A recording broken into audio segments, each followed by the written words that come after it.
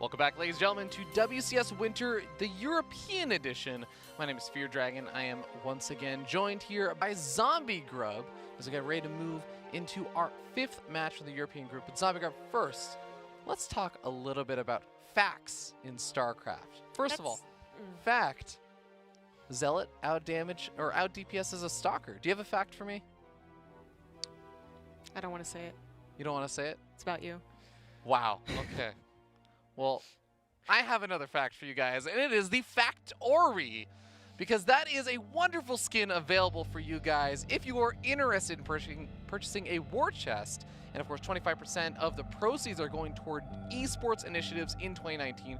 Do consider doing that. And of course, once you do pick up your war chest, you can actually earn experience for your war chest to unlock things like that factory skin just by clicking that experience button somewhere in that corner over there. Experience, but it is a button. It's the earn experience whatever you want to call button. it. Yeah, the war chest extension. Yeah, as long as you connect everything and then connect some more things. It's actually really simple. I'm making it more complicated than it is. But then you'll get experience just for watching us. Well, you know what, Zombie Grub, StarCraft connects everybody. So, connecting is good. I mean, some better than others. Here's Nate talk about Australia server. Well, he is very connected to the Australia server. But we're going to talk about this next upcoming series, guys. We got a rematch from our second series of the day. PtitDrogo facing off versus Cost once again. How are you feeling about this one? You know, group curse seems to really be a thing sometimes, but I actually think that Cost still has this. That last series was really painful to watch. I mean, just losing Stim twice. Yeah. That really, really messes you up. I don't know if Drogo would have learned anything from that, you know, been like, you know what, that is the key to victory right there. You know what, if I just blink in at the right time without vision of where my opponent's army is and snipe off Stim, I can win this game. Yeah, I mean, it just sounds really simple, so, you know, Drogo probably 2-0s here. Yeah, absolutely. So, in that first series that they face off against each other, though, I know, of course, group curse and all that stuff aside, what really struck you about that kind of PtitDrogo versus Cost series, if you remember it, like, that you would like to see done differently or things that happen differently for PtitDrogo? Because I remember, like, the Banshee opening getting a lot of damage done. It seemed like he was just not super prepared for what specifically Cost was doing. Well, it actually felt a little like he was over-preparing for what he figured a Terran would do. And Cost being a Terran that does tank pushes and all that stuff, so he wasn't wrong. And the very first game, he actually totally demolished a tank push, but it feels like maybe it's a little bit too much on that, because Cost actually isn't doing, like, you know, the stimless, only combat shields or just no upgrades at all type tank pushes that's like entirely dedicated. He's actually going into bio, and that seems to be, or Banshees, I guess, in that game, right? Yeah. Which eventually just trips up Drogo, basically. Where I feel like, you know, maybe with the Stalker opener, you deal with the Banshee a little bit easier, and there is still room. There's still flexibility to try and counter those tank pushes too. But maybe that's what it is coming down to, is that Drogo still needs to be more flexible. Maybe he needs to get that fear of tank push kind of out of his mind a little bit. Yeah, absolutely. I guess if every single Terran player that we've been seeing just really likes going for that tank push, and all of your practice been against all these like tank pushes and everything, you're kind of saying, okay, well this is just what I've been practicing. Yeah. It is a bit difficult to kind of adjust on the fly, but we'll see what ends up happening in this second series, this rematch, as we start on Port Alexander, the bottom right-hand corner of the map. It is going to be that red Protoss player. He is PtitDrogo. Iron Chain. I love that. He's been saying this every game. I thought Cost did it last time. Oh. I could be right. You might be right. Okay, well. Anyways, in the top left, as the blue Terran, it is Cost. Can casters please pay attention to the chat meta that's been going on? Oh, the in-game chat meta. Yeah, the in-game chat meta. I was like, I was all the Twitch chat meta. Yeah. They're surprisingly nice today. Yeah, you know, usually I ask people and I jump into the Twitch chat and I say, hey, if anyone wants me to ban them, say this like random phrase. And usually a lot of people jump on the opportunity, but not that too many jumped on it today. No, it's unfortunate. Yeah. Yeah. Didn't get to ban as many people. So to go back into like, you know, discussion of what could perhaps go better here, just to elaborate, you know, there are so many different versions of openers that Terrans are doing. I mean, you have Terrans, as I was saying before, like last time, that, you know, they only do a certain type of tank push. You have some, I mean, Innovation was doing like fake thirds, you know, quote unquote, where you get a third but it wouldn't produce SCVs. There's so many things to account for. So when I say Drogo might want to get that fear out of his mind, it's like, he can't really. Like, is what if Koss is like, yeah, he's going to try and do what Gung Fu did, so I'm going to, you know, he know that I know that he knows thing, like the mental game gets in here. And it's still tough. I think that there's a certain point that you hit as a Protoss player where maybe you do start to feel comfortable around these like earlier mid-game pushes, and then you're like, yes, Terran is so easy. And then until you get to that point, you're like, wow, this matchup sucks. So it's very, obviously, you know, everyone's going quite heavily one side to the other. Terran's really good, Protoss is really good. But I think that's a big reason as to why it's so 50-50 split. Yeah, that's a really good explanation for it. So this game we do see quick chrono boosted stalker coming on out from Drogo, so he wants to be able to clean up that Reaper. Probe, what looked like he might have been getting chased by that Reaper for a little bit, but the Reaper just moving around looking for a potential proxy or something down in the bottom left, if there's like a Stargate or a Robo or, God forbid, another Gateway proxy. Not going to find anything, just makes his way over. That's going to buy enough time for the Stalker to get out, though, and push this Reaper back. Yep, we're once again on Port Alexander, so once the unit's at the natural, the Reapers should not be able to get in. Sometimes you can get a little lucky and go like behind the Nexus type deal, but you're a little bit guesstimating, you know, and a natural like guess, a really good guess, usually is a Twilight Council opener. You know, like what we saw from Gung Fu with the Blink and then many other Protoss. But once again, Drogo goes for the Robo on Port Alexander, which, you know, we had, if this is like that game again, you know, Koss does his tank push around this section as well, and all Drogo does is pull his probes away. I think he has a much stronger, you know, snapback attack, and that is a very different game. But it's like, will they both actually do the same thing? Like that, I don't know about that. Yeah, it's going to be another Widowmine drop coming out from Koss once again as well, so he's not going into that really quick Siege Shank production or anything like that. Medevac starts on up. Widowmine actually just going to burrow in a more aggressive position. Or actually, no, not going to burrow at all. I feel like usually you end up seeing that it's like, oh, in case you open up Stargate or something. That's really cool, actually. He's gonna see. Hiding them? He's gonna see a Widowmine and be like, "Oh, that's first Widowmine. I caught it on burrowed," and then he's gonna try and kill it. Is he gonna catch it?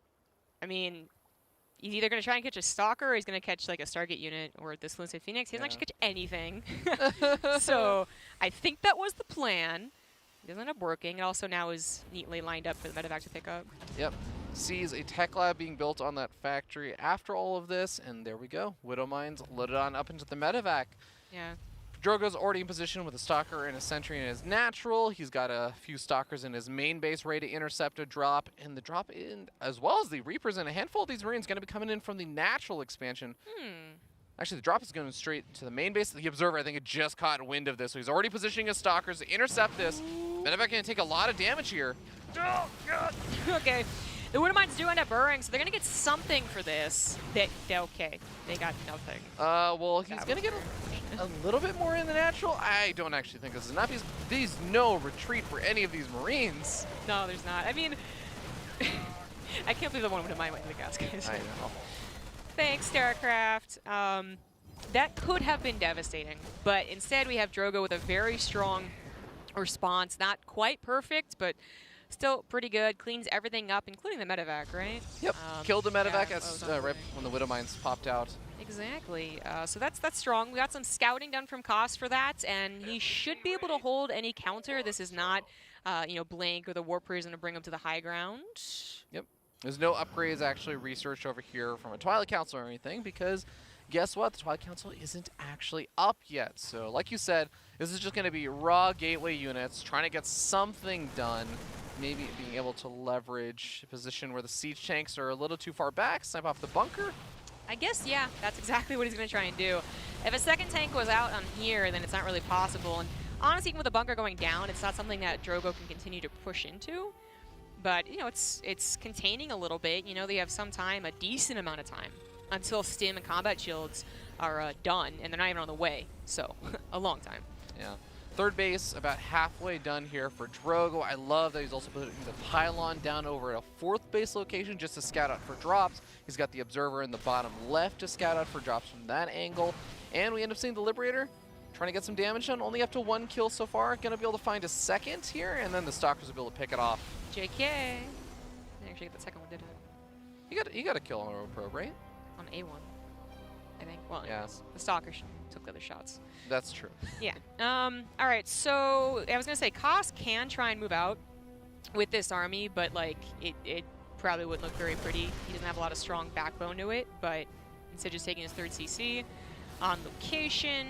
Now getting his upgrades. You know, there's no Raven, there's no Banshees trying to go anywhere, so it really is going into a macro game.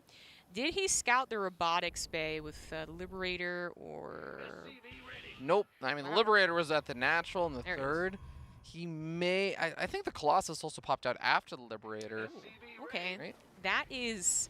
Oh, yeah. So, I mean, there's a weird thing that happens, though, when I see some Terrans and they know it's Colossus, that they still go for the Ghost Academy. And I'm like, I kind of get it, but also, I don't know about that.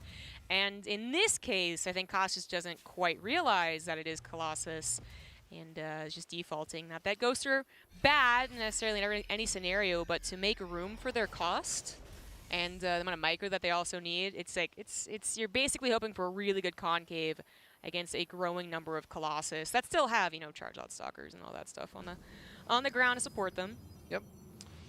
Well, as the 3rd bases continue to mine on up, Drogo is going to expand on up to a 4th base as he continues to build up that Colossus count. And once you usually hit 3 Colossus, that's a decent time for you to try and get something done with them, especially since Charge will be finished up, Thermal Lance will be done, even his +1 armor will be about halfway done. So we'll see if Drogo decides to move out and put some pressure on. Koss is the one that I feel like might be the first one to unsiege, though. Yeah, I think Koss is setting up for an attack. I mean, maybe even... he's not going to pull the SCVs, goes for +1 armor. But I was just noticing Drogo's spread of stalkers. You know, they could be used trying and poke and prod, but instead being used to scout. I mean, he has an observer seeing the main army, but of course scouting for any other drops. That's a lot of good map vision. And they shouldn't die either. As you can see, they're not just taking the map for Drogo to make sure he doesn't die to something, they're also limiting Koss's map vision, getting rid of those Marines. Absolutely. And now we finally have the big push out here from Koss. This is going to allow Drogo a lot of time to get into position. He ends up morphing in another one of these Archons. He doesn't actually have Storm done or even researching just yet, and here we go. He EMP'd his own army. That's why he's Metaphaxer. That was a what? misclick, I'm pretty sure. Oh, maybe he was trying to EMP. He like thought I'm going to EMP the Zealots, but then he realized.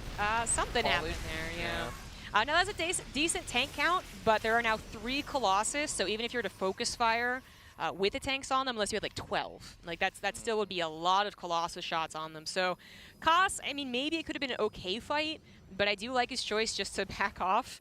He has a more production on the way, a 4CC, there it is.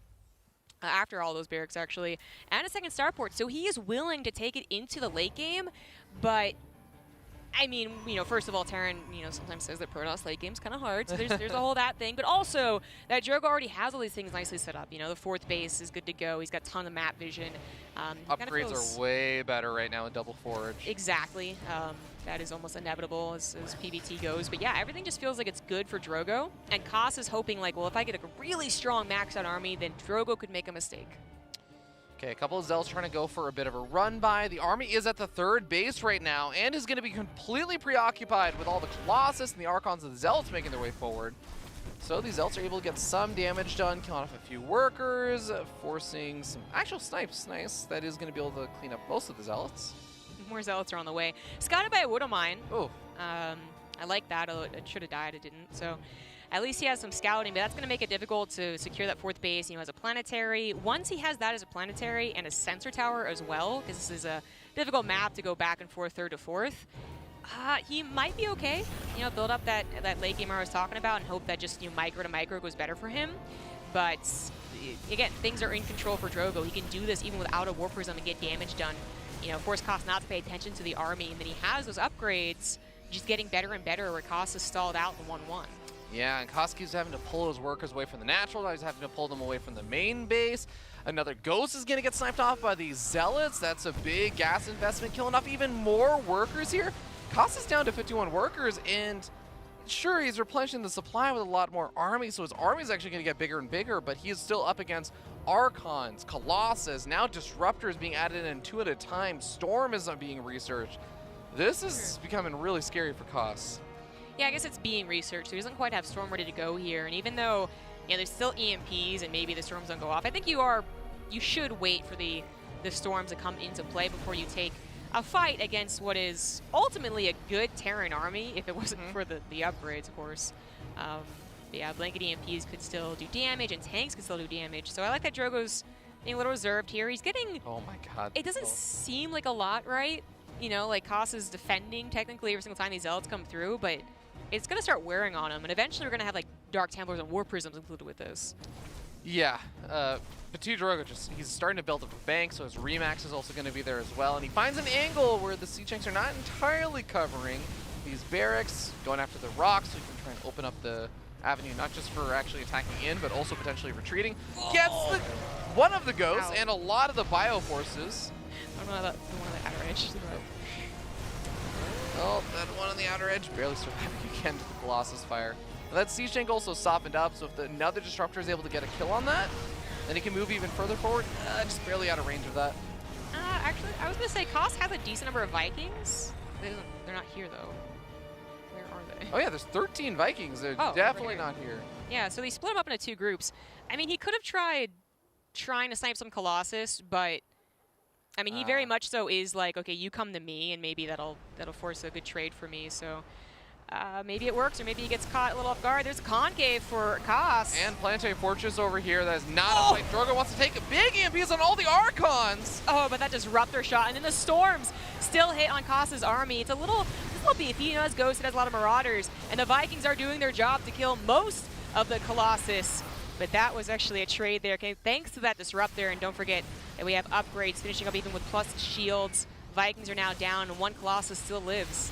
2 Disruptors on away at a time. Oh, a Disruptor killing a couple of Protoss forces there. A little bit of miscontrol from Drogo. Looks like his Disruptors are on cooldown or something. He focus fires down the remaining Disruptors, dodges out of the way of the others, but still this Bioforce getting whittled down. It's mostly Stalkers left over. Some EMPs going off. EMPs going off on the High Templar as well. It looks like the Medivacs are going to have to pick up and get out of there, but a very close fight. And that was without any of these Siege Tanks, by the way. That is a very good point. He still had I mean, not a huge chunk of his army back at home, but it could have been really important. That was, gosh, those are fights, plural, I suppose. You go back and watch, 'cause, like, I swear Koss lost 20 army squad to the one Disruptor. I know, considering all of that and the fact that Drogo has 3-2 with shield upgrades done, he had Storm, he had Disruptors, he had Colossus. I really was with you. I thought that Koss is actually just going to get stomped there, but he manages to make that work and gets a decent number of pickoffs, resetting most of the Colossus count. Also, even the Disruptor count got reset. He's down. He lost 5 Disruptors during all of that. Yeah, resources lost surprisingly even, but I guess they are both losing, at this point, like tier 3 units, right? You know, Vikings, a little expensive, but Ghosts certainly are. But Remax is going to go in favor of Drogo. You know, he's got that bank, he's got the economy, he had a stronger start to the game. Koss, I think, did what he had to, what was the best option, and he almost made it work to a degree that he could even find momentum in it and initiate a real counter. Didn't quite happen, though, and I still think that he is on the back foot, the one that has to say, you come to me, and eventually Drogo will say, well, I'm going to say the same thing to you, make Tempests, and then you have to move. Yeah, and this is going to be Tempest almost preempting the, I guess Liberator production has already begun a little bit. Starkers blink forward, going to be forced back by the Planetary Fortress, but already just getting some cancels off on a lot of these buildings. Going to be able to cancel a command center that was building. And Planetary Fortress holding the line. There are Zealots running by into the natural and the 3rd base, really pulling Koss apart from every different possible angle. I mean, I like his attempts at bunkers to stop this. It did help stall it out, so this might have been, you know, 20 SCVs instead of 9. And that is, I mean, it is a decent amount of Zealots, but again, Drogo with the economy, with the bank. But Koss loaded up 3 Medivacs, is headed towards the base. No. Just nopes out of that one. Yeah. A lot of army. Luckily, he does actually scan in time and sees that all those Stalkers are there. And now, versus just Stalkers, you can kind of trade out with all these Marauders, but they blink on top of those Medivacs, and this is going to be a very dead army. Yeah, Koss probably should have taken the opportunity to fight it while he could. I mean, he does take it out, so yeah, it's somewhat of a trade. I was kind of starting to get a little bit more hope for Koss, because in these weird situations, while there is a massive bank there for PtitDrogo, he's sitting on 81 workers, and sometimes when you get to max out armies that can start working against you, kind of saw a little bit of that in the last big fight. But now we end up seeing the armies just start dropping back to lower supplies. Goss is not really going to have that advantage as they are neither of them going to be maxed out. Oh, big disruptor hits as well, and the Ghosts. Yeah, but, you know, Drogo really can't push through the Liberators. Koss has found another way to hold on to 4 bases with a decent economy, despite the Zealot run bys, despite what did become DTs. But the Tempest should really be what makes this Drogo's game, as long as he doesn't get too overconfident with them. Because Koss really doesn't have a lot of Vikings anymore, or really any. And he's trying to up that Liberator count. Look at that map vision for Drogo, by the way. It is actually impossible to really get anything out at this point without Drogo knowing about it. Sniping off a Siege tank as he runs in with all the Zealots into the natural one more time with even a few DTs joining the fray. Breaking the Liberators or not, he is still killing a lot of the army. I think he saw what was mostly Colossus and thought he could take them on, but when it's 6 Colossus, you actually need a big army to do that, so. There it is, GG. GG. Drogo gonna be able to take the first game in this best of 3 and finally be able to take a game against Koss. Are we seeing the group curse? Yeah. I mean, we were going nothing but 2-0 today, so I'm just going to say yes. That is true. Will the 2-0 curse be broken first or the group curse? You know, it's sort of funny because we haven't actually had many group curses playing out. Yeah. Yeah, I think there's like the seasons in Challenger last year. There was like one season where there was nothing but, and then the next season there was like none at all. But no, I think it's just, well, I think we got to point out that that was a very different game than their 2 games first set. So I do like how Drogo changed things up and just really took control. So yeah, there were a lot of things that were going well for Drogo in that game. There was that one fight that I felt like started to maybe turn the tides a bit. Koss was starting to come back. It was the one where on 4 bases. Yeah, on 4 bases where there was the big disruptor hit, but Koss was able to jump in, kill off all the Colossus, kill off a bunch of the disruptors and everything. So maybe gave himself some hope. But like you said, at that point, he was already sitting further behind. Koss needs to find a way to not fall as far behind going into that mid game if he wants a chance. Yeah, once you're behind in that, like, and you're not doing any economic damage to the Protoss, they really are out expanding you as well. You can try and do the whole, like, well, hold up and defend, and if that's Liberators, great. If it's the first army he had, that's great too. But eventually, the Protoss will force your hand with the Tempests, and the only critique you could really have for Drogo in the mid to late game is that he didn't get there fast enough. He could have done it faster and just contained, as opposed to try to take those fights. Do you feel like there was more opportunities for him to try and get some drop damage? And I say that, but at the same time, I'm like just flashing back to all the pylons and the observers everywhere on the map. I'm like, how do you actually get any damage done to Drogo when he's that well prepared? You know what? I don't have an answer for that one. We'll see if Koss does, I guess, as we go into game number 2. Kairos Junction is going to be the map. Here we go. Drogo potentially going to knock Koss out. This is an elimination match for both of these players. The winner moves on to the second group stage. Loser gets knocked out. We're going to start up here in the top left-hand corner of the map. Top of the blue Terran player.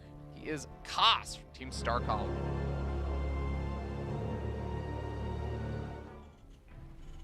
And in the bottom right, as the red Protoss, he is Drogo. Iron Chain. So he's avenging his fallen, well, I guess he beat him, didn't he? So yeah.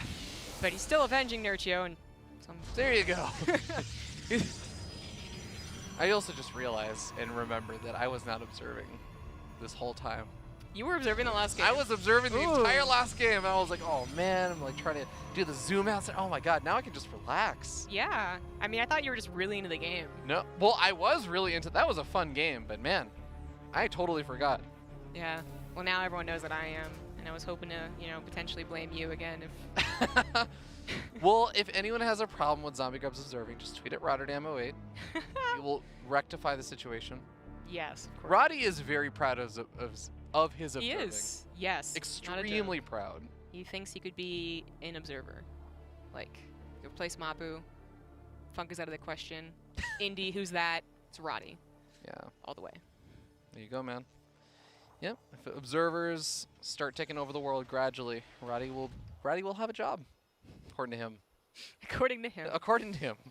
Oh, he's actually pretty decent. Yeah. I mean, he's doing his own observing for the Clash stuff, isn't he? That's actually a question I shouldn't have asked. I get to say this as like a community caster to another community caster, but it's like, oh, poor baby, he has to do his own observing. Yeah. Wow, don't know what that's like as two commentators that came up observing all of our own games ourselves. That's true. For 7 years. Oh, speaking of observers, get out of Hero Gaming. That's kind of rude. That's kind of rude. Does anyone think that Zombie Grub is bullying O Gaming? Oh, twist. It's not you this time. It's O Gaming. Got the Chrono Boosted Stalker coming out once again. I believe that the Reaper did kind of take a more roundabout path once. Or actually, no, the Reaper just went straight across the map. He's not scouting for any proxies this game. Not really worried about it, I guess. No, apparently not. Gung Fu really did a great job of like mixing things up past that first series that Koss got to play versus Drogo, and then Drogo is not mimicking Gung Fu and being like, oh, that's the only way to do it. No, he's just mixing it up, but in different ways as well. And Koss is now the one up against the ropes versus Protoss, decider match, down 1, and his usual style is no longer working.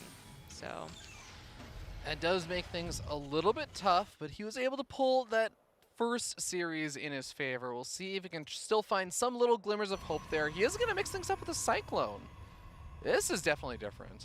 Yeah. I don't want to read too much into that, but Yeah. I do feel like it's going to lead into an earlier push, but we'll see. He doesn't know what the tech is, so it's also a good coverall if he didn't get the scout. Definitely. What's kind of interesting to me is I don't believe he scouted out the tech in the previous games that he's played versus Drogo either. And he was still just committed to saying, yeah, I'm going to go for this Widow Mind Dropper. Yeah, I'm going for the Cloak Banshees. So, with that, yeah, I was going to say the really fast third gas at the natural to provide enough to get even to Cloaked Banshees, but then maybe eventually into that tank production as well. Could be very similar to the first game of the last series, but you're on Kairos Junction. If Drogo were to take a third base this game, then you have a really sick tank spot, if that's what Koss wants to go for, but so far, just mostly about the Banshees. And actually, he doesn't go for tanks. He adds on the... Oh, he does. Okay, yeah. He just... A little supply block. Sorry. Didn't mean to point that out. Oh! Well, don't worry. He rectified... Did he rectify? Okay, yeah, it is building. Like, yes. Wow, Siege Tanks build really slow for a second. Twilight Council, of course, on the way behind this for Drogo. Would be extremely surprised if it was anything except for Blink, especially since he's grabbing the gas guys as natural and stuff. This isn't just going to be some weird charge lot all in or something. Scan comes down, does find the Observer. That is always a really, really juicy pick-off. It is. Not before it saw the Tech Lab spinning, though, so... I think Hallucinating Phoenix also saw the Starport with the Tech Lab, but I guess it's nice to confirm it again and make sure it didn't get canceled or something. Which I do think is a good confirmation. Yeah. The difference between maybe Banshee's doing more of like, oh, I'm trying to find you out of position. Then, a Raven, which is a little more in your face. Either way, Drogo is responding to this push, similar to what he did against it last series. But again, it was the Banshees that made it worthwhile. Yeah. So are they going to make it worthwhile this time? I was going to say, there's really not that many Stalkers in there. Okay, there's 6 Stalkers. That is enough if he's in position with them. But if his army is dealing with the Marines and the Siege Tanks for Koss, then, like you said, the Banshees are what's going to make it worth it. Now, he does need a second Banshee to actually bypass the healing output of these shield batteries. The second Banshee is not actually here yet. That's a very good point. Oh, no, there it is. It's just a little bit further north. All right, well, it's going to come in eventually. It's just, it's a little more awkward because Drogo is defending his ramp, so he's not taking any damage from the tank thing yet. In the same vein, he's defending his natural versus the Banshees, which was kind of different on, I forget what the map was, Portland Sand or something like that last time. Yeah. Well, another Observer makes its way forward, so even though he lost one, he's got a backup. Charge about to finish up, and once Charge finishes up, you're kind of screwed as the Terran player. I actually don't know how you get home. I mean, praise the map maker, by the way. The tank actually can't hit the mineral line at all. Our maps have been going through some nice, juicy filters and making sure that we got good maps now. Uh-oh. Koss didn't see that army moving out. His reinforcements are, like, they're a good number, but not against the full might of the Protoss army. Does that mean that Koss can also move in? Is there much defending? I don't think you want to base trade. The faster the tempo is of the game when you're depending on tanks, the worse off it is for the tank player. And the half of the army just gets caught in the middle. GG, well played. Koss just taps out.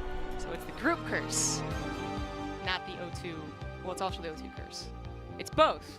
I don't know why we said or earlier on, but it's both the group curse and the 2-0 curse. That is First game, yeah.